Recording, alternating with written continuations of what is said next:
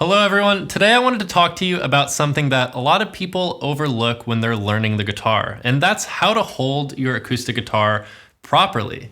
This is also going to include your posture, and forming good posture habits early on is super important because I see a lot of students practicing like this, hunched over their guitar, and it's really bad for your back and your neck long term. So first thing I want you to do before you even worry about the guitar itself is just sit up nice and straight in a comfortable fashion. You don't want to be hunching over like the hunchback, right? You want to have a nice straight spine with your head and neck aligned. And once that feels good, relax your shoulders. That's another thing. A lot of guitar players hold a lot of tension in their shoulders. You know, if you're learning how to do a bar chord or something, we start tensing up and that travels up here and that just creates a lot of unnecessary tension. So roll out your shoulders, roll out your neck, just relax.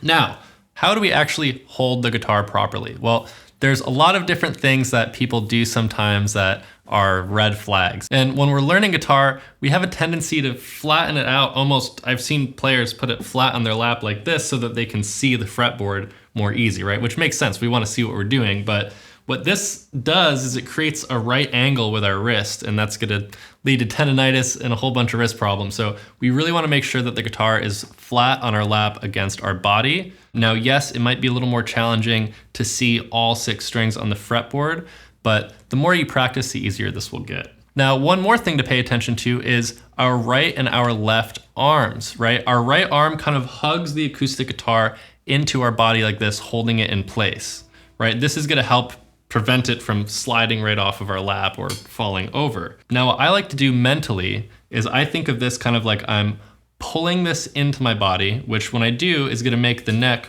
go out this way, right? So that's where my left hand comes in to gently pull it back. So I kind of have this little give and go flex happening almost. I'm pushing with this and pulling with this. Now, if you don't do that so hard, because you'll literally rip your guitar in half, but it's more of like a mental thing to think about. It will make your left hand and your right hand marry much easier when you're practicing, and it just helps keep things more relaxed.